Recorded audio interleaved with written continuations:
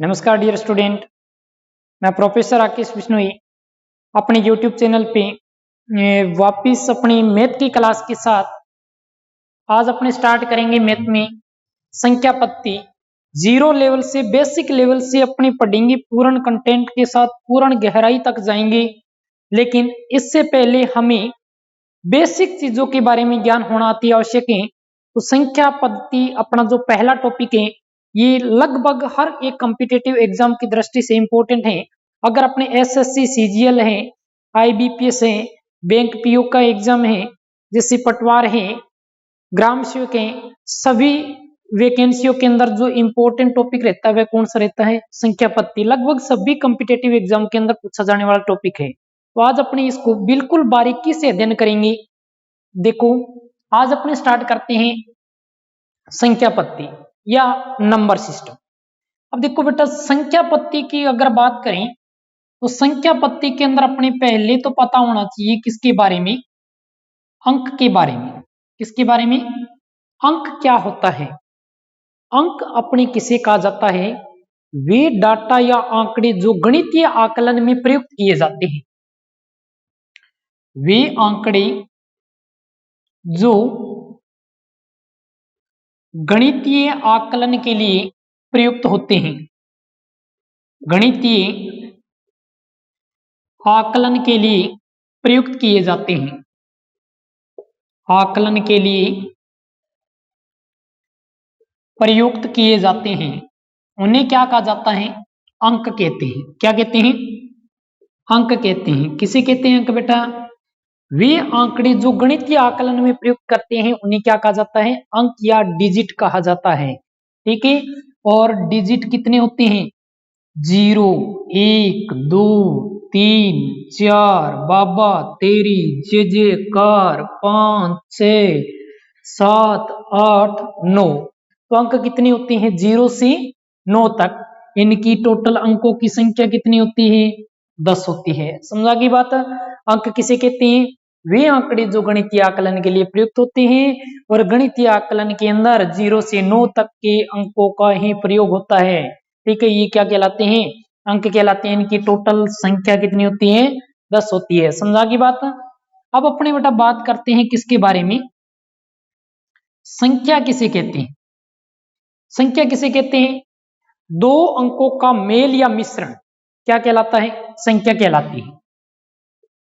दो अंकों का मेल या मिश्रण, मेल या मिश्रण क्या कहलाता है? संख्या कहलाती है। समझा की बात?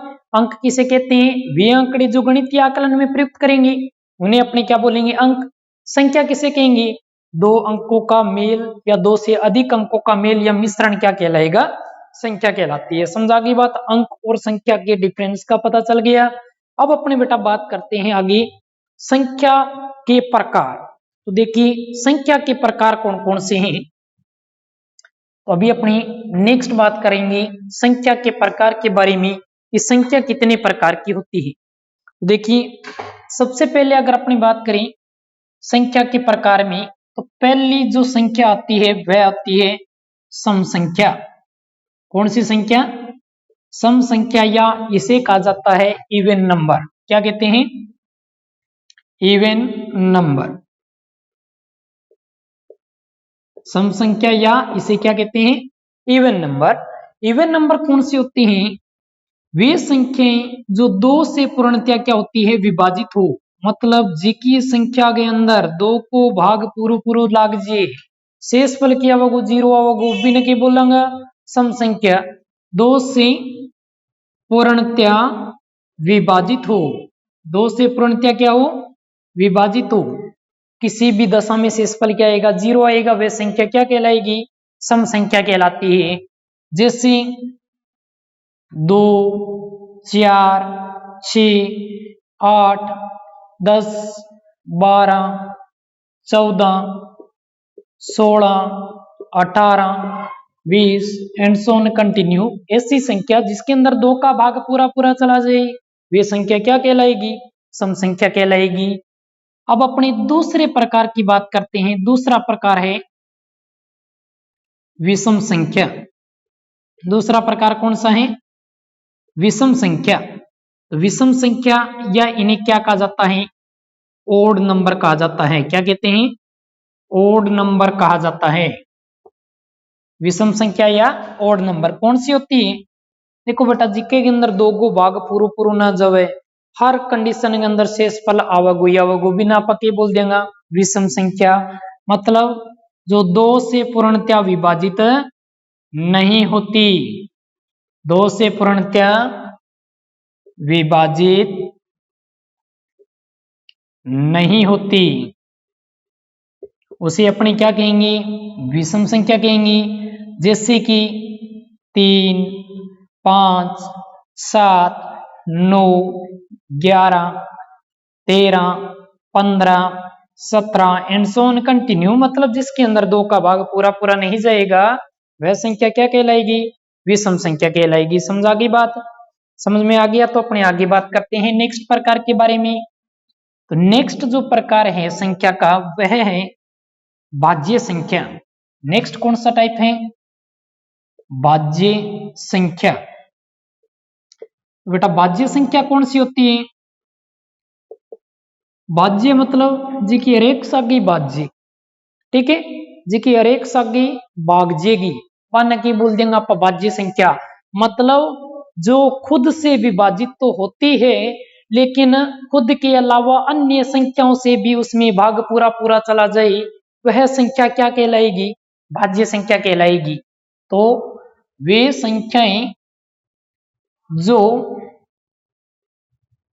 संख्याएं जो खुद के अलावा खुद और अतिरिक्त संख्या से भी क्या हो? विभाजित हो। अतिरिक्त संख्या से क्या हो? विभाजित हो, उन्हें क्या कहा जाता है? भाज्य संख्या या कहा जाता है प्राइम नंबर। विभाजित हो मतलब जिसके अंदर खुद का भाग तो जाएगा जाएगा लेकिन खुद के अलावा अतिरिक्त संख्या से भी उसके अंदर भाग पूरा पूरा जाएगा, वे संख्या क्या कहलाएगी? भाज्य संख्या कहलाती है। और भाज्य संख्या कौन कौन सी होती है? जैसे 4 हो गया, 4 में बेटा 4 का भाग जाता है, 4 के अलावा 2 का भी भाग इसमें पूरा पूरा जा रहा है। तो 4 के अलावा ये 2 से भी क्या हो रही है? विभाजित हो रही है। मतलब अन्य संख्या से भी क्या हो रही है? विभाजित हो रही है। तो कौन सी संख्या होगी? विभाज्य संख्या। जैसे 6 हो गया, 6 के अंदर 6 का भाग जा रहा है, खुद के अलावा ये 2 और 3 दोनों से क्या हो रही है? विभाजित हो रही है। मतलब अन्य संख्या का भी भाग जा रहा है। तो ये क्या होगी? एक भाज्य संख्या। जैसे 8, 9, 10, 12, 14, 15। जैसे 15 है तो 15 के अंदर 15 का तो भाग जा रहा है लेकिन 15 के अलावा अतिरिक्त संख्या 3 और 5 से भी 15 क्या हो रहा है? पूरा पूरा विभाजित हो रहा है। तो ये संख्या क्या कहलाएगी? भाज्य संख्या। जैसे 16, 18, 20, 21 एंड सो ऑन कंटिन्यू, ठीक है। मतलब ऐसी संख्या जिसके अंदर खुद का भाग जाएगा लेकिन खुद के अलावा अन्य संख्या का भी भाग पूरा पूरा जाएगा, वे संख्या क्या कहलाएगी? भाज्य संख्या कहलाती है। समझा गई बात? नेक्स्ट अपने बात करते हैं को प्राइम नंबर, जिसको अपने क्या कहा जाता है? अभाज्य संख्या। अभाज्य संख्या। अभाज्य संख्या किसे कहा जाएगा?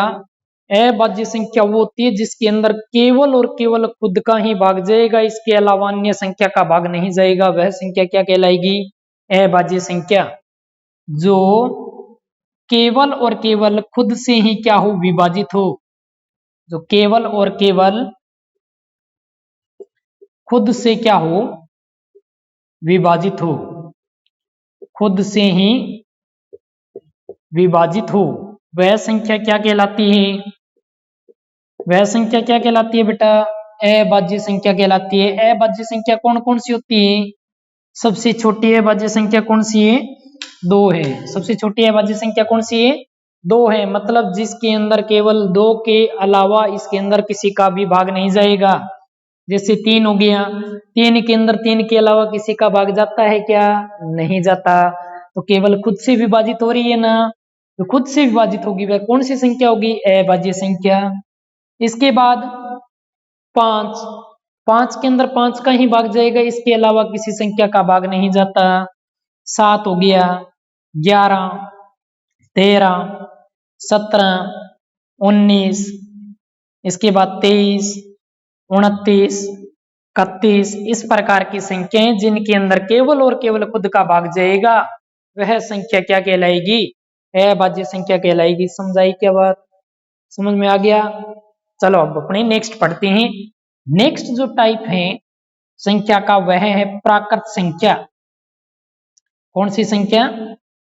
प्राकृत संख्या। तो प्राकृत संख्या किसे कहते हैं? प्राकृत संख्या कौन सी संख्या होती है? वे संख्या जो 1 से स्टार्ट होती है और कहां तक चलती है? अनंत तक चलती है। 1 से स्टार्ट होगी और कहां तक जाएगी? अनंत तक चलती है। वह संख्याएं क्या कहलाएगी? प्राकृत संख्या कहलाती है। इनको अपने किससे रिप्रेजेंट करते हैं? नेचुरल नंबर कहा जाता है, n से डिनोट किया जाता है। प्राकृत संख्या कहां से प्रारंभ होती है? 1 से प्रारंभ होती है। कहां तक चलती है? अनंत तक चलती है। समझा गई बात? अब बेटा अपने से क्वेश्चन पूछ लिया जाता है कि सबसे बड़ी प्राकृत संख्या और सबसे छोटी प्राकृत संख्या, तब सबसे छोटी प्राकृत संख्या कौन सी होगी? देखो बेटा सारा छोटी किसी है? 1 को 1 है जी, क्योंकि प्राकृत संख्या कहां से स्टार्ट होती है? 1 से प्रारंभ होती है, अनंत तक जाती है। तो सबसे छोटी प्राकृत संख्या कौन सी हुई?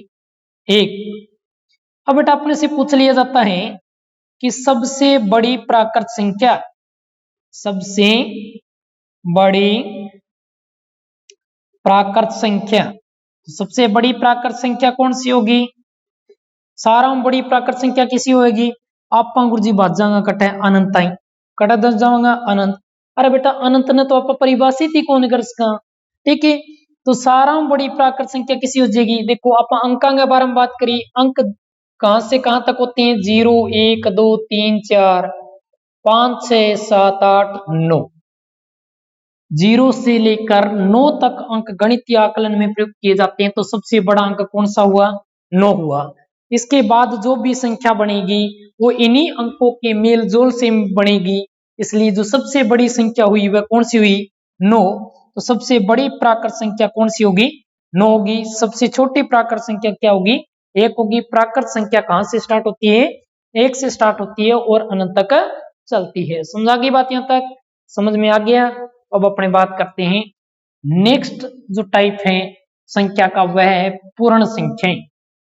कौन सी संख्याएं? पूर्ण संख्या। तो नेक्स्ट जो टाइप है वह कौन सा है? पूर्ण संख्याएं। तो पूर्ण संख्याएं कौन सी होती है? जो 0 से स्टार्ट होती है, इनको वोल नंबर कहा जाता है, W से डिनोट करते हैं। 0 से प्रारंभ होती है और कहां तक चलती है? अनंत तक चलती है। उन्हें क्या कहेंगे? पूर्ण संख्या। 0 से स्टार्ट होगी, कहां तक चलेगी?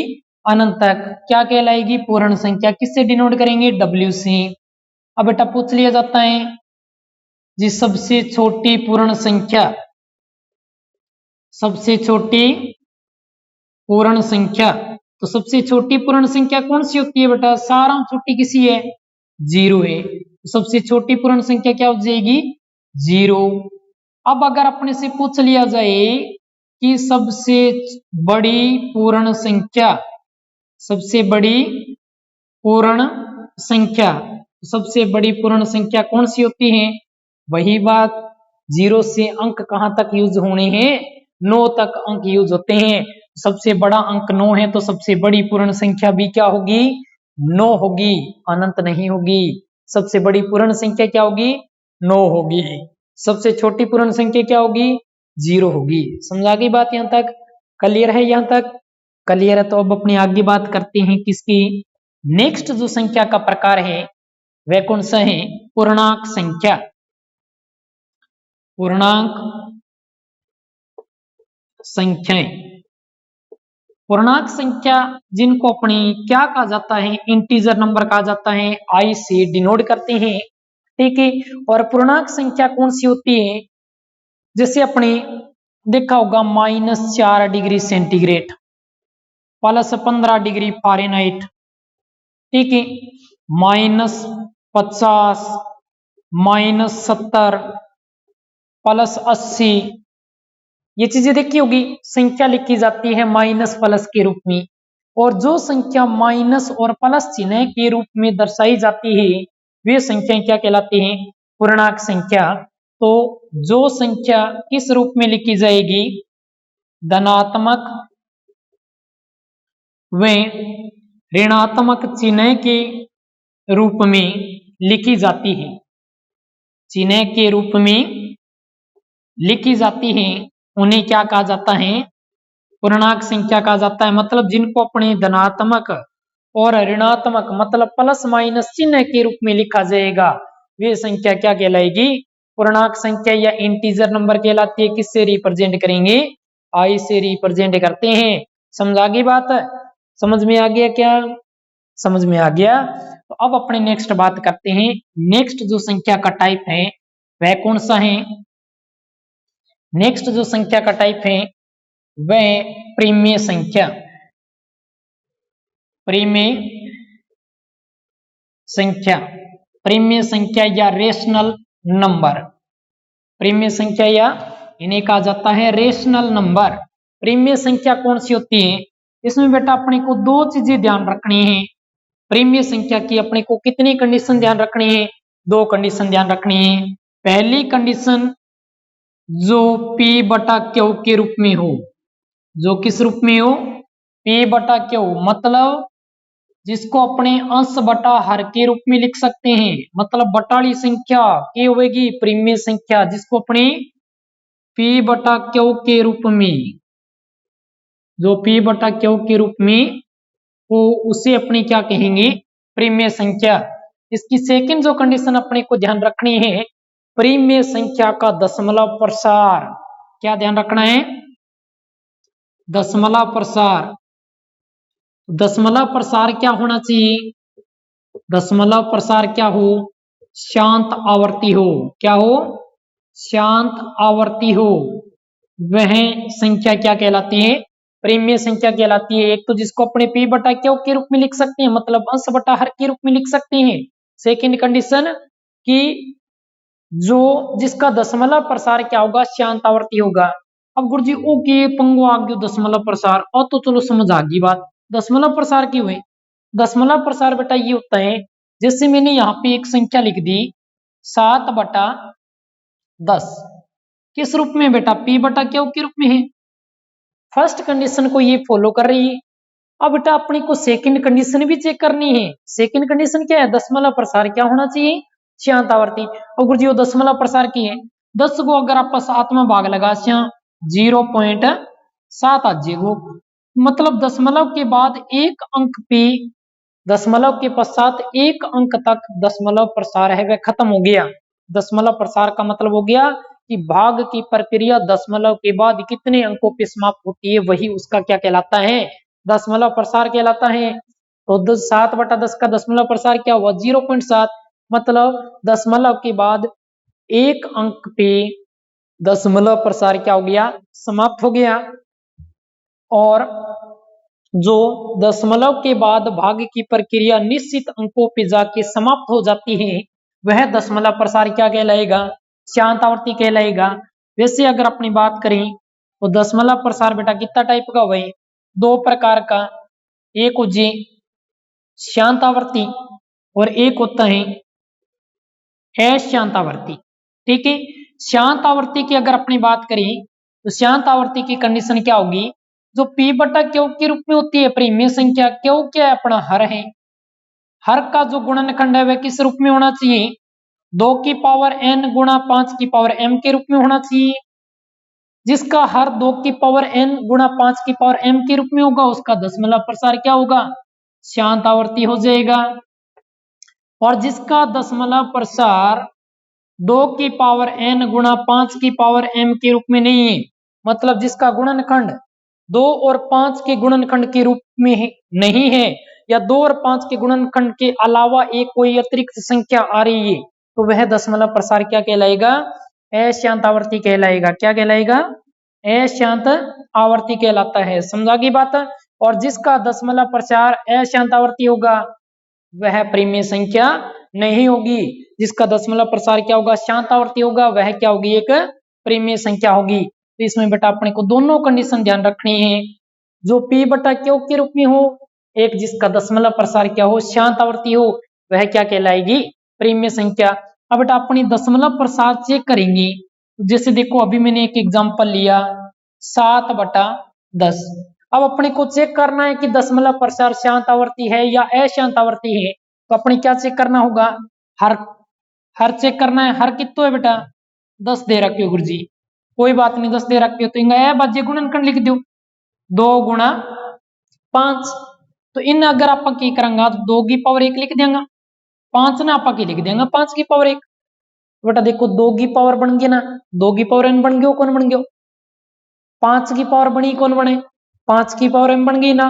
तो इसका दशमलव प्रसार जो हर का गुणनखंड है वो 2 की पावर n इंटू 5 की पावर m के रूप में आया।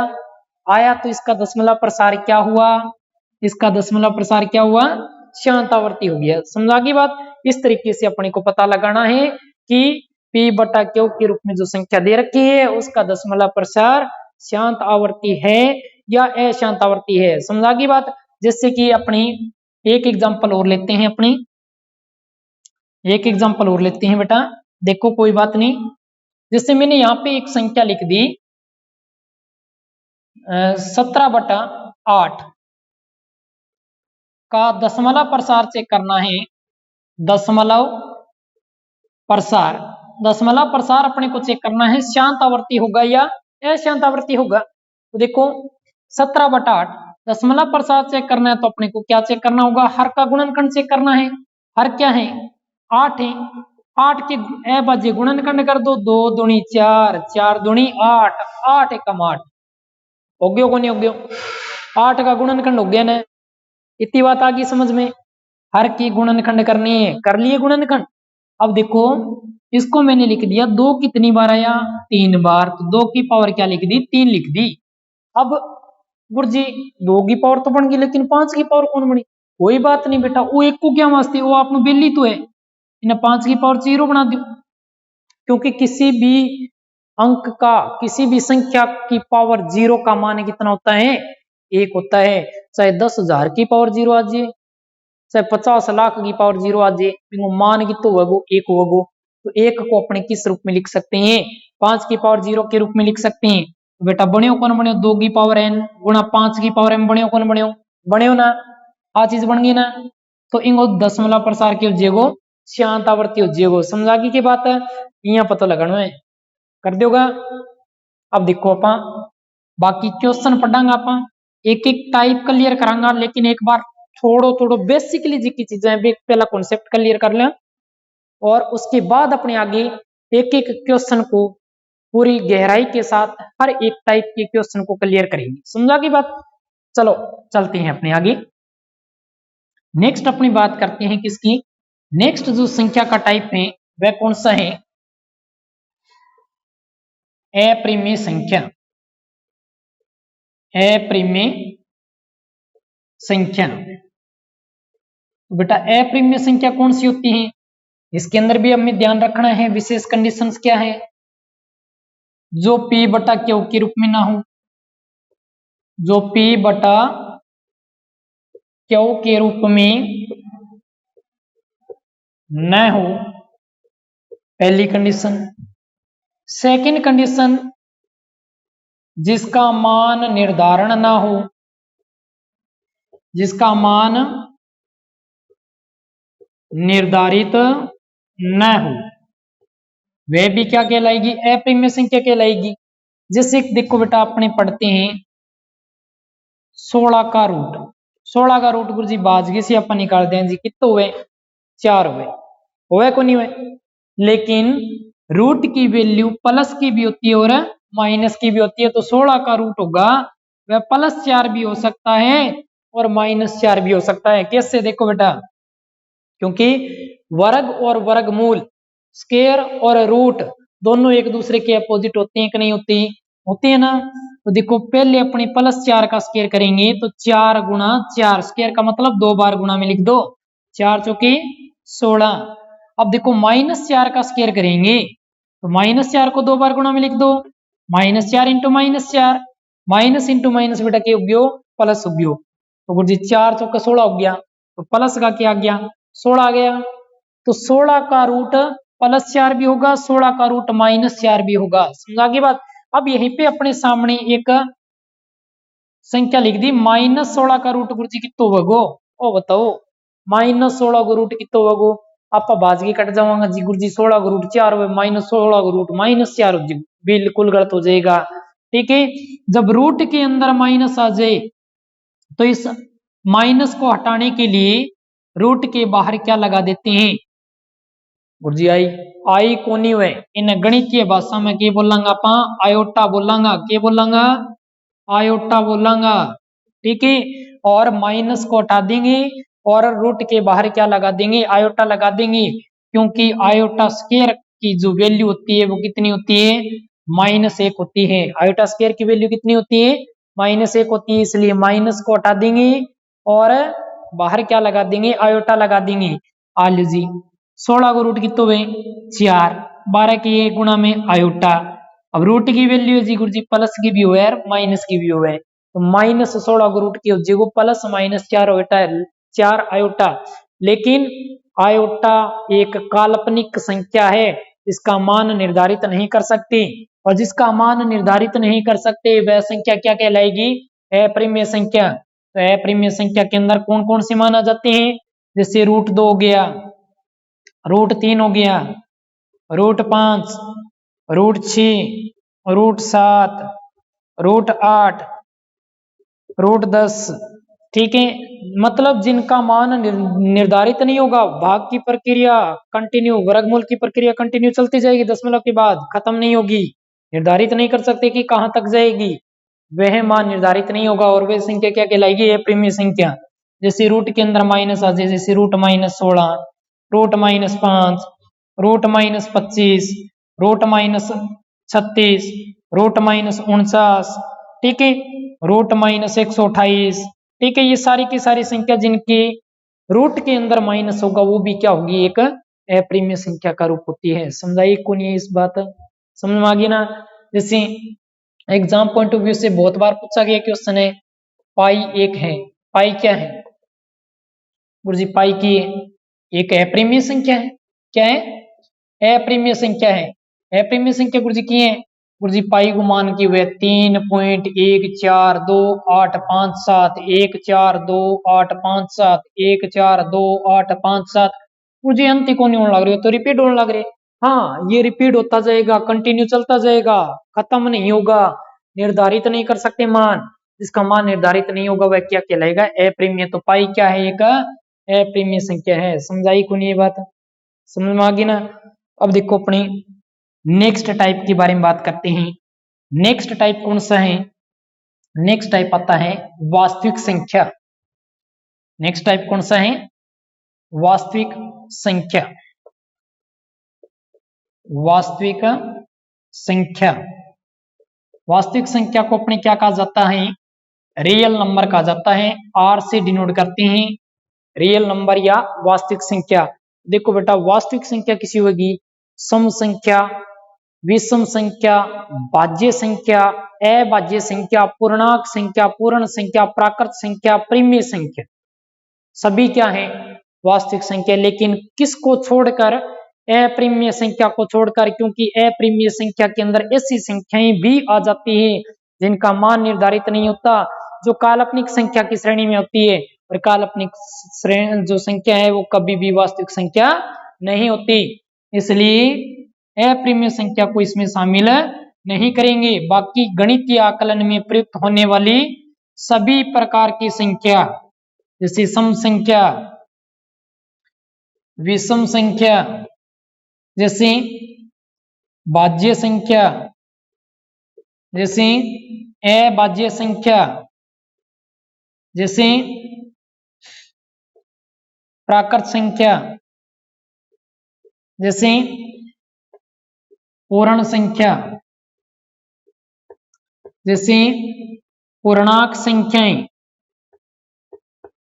जैसे परिमेय संख्या, ये सभी संख्याएं क्या कहलाती है वास्तविक संख्या कहलाती है। केवल किसको छोड़कर अपरिमेय संख्या को छोड़कर, क्योंकि अपरिमेय संख्या के अंदर आयोटा, ओमेगा, ये काल्पनिक संख्याएं भी आ जाती है जिनका मान निर्धारित नहीं होता। जो काल्पनिक संख्या होती है और काल्पनिक संख्या कभी वास्तविक संख्या नहीं हो सकती, इसलिए अप्रिमेय संख्या को किसमें शामिल नहीं करेंगे, वास्तविक संख्या में शामिल नहीं किया जा सकता। समझ आ गई बात। अब चलो पढ़ते हैं नेक्स्ट जो टाइप है संख्या का, वह है समिश्र संख्या। नेक्स्ट टाइप कौन सा है, समिश्र संख्या। देखो बेटा समिश्र संख्या किसी हुए, समिश्र संख्या गुरुजी मिश्रण को अर्थ हुआ मेलजोल। मेलजोल क्यों हो सी जी, कोई बात नहीं जी, मेलजोल भी करवा सिया गुरुजी, करवा दो वास्तविक संख्या को मेलजोल। अरे तो बेटा किए सागे करवावा, अरे गुरुजी काल्पनिक संख्या सागे करवा दियो, आ लियो बेटा काल्पनिक संख्या सागे मेलजोल करवा दियो। तो मतलब वास्तविक संख्या और काल्पनिक संख्या दोनों की मिश्रण से बनी हुई संख्या क्या कहलाती है, समिश्र संख्या कहलाती है, कॉम्प्लेक्स नंबर कहलाती है। किससे डिनोट करते हैं, जेड से डिनोट करते हैं। ठीक है, जैसे मैंने यहाँ पे लिख दिया वास्तविक संख्या लिख दी 5, इसके बाद प्लस काल्पनिक संख्या क्या लिख दी मैंने 2 आयोटा। आयोटा क्या है, काल्पनिक संख्या है, मान निर्धारित नहीं कर सकते, तो ये क्या है एक काल्पनिक संख्या और ये क्या है एक वास्तविक संख्या, दोनों का मिश्रण क्या बन गई, समिश्र संख्या। ये प्लस में भी हो सकती है और माइनस में भी हो सकती है। समझा की बात। तो समिश्र संख्या किसे कहेंगे, वास्तविक संख्या और काल्पनिक संख्या का मिश्रण रूप क्या कहलाता है, समिश्र संख्या कहलाती है। पहली वास्तविक संख्या होगी, दूसरी क्या होगी, काल्पनिक संख्या होगी। ये धनात्मक और ऋणात्मक दोनों चिन्ह के रूप में हो सकती है।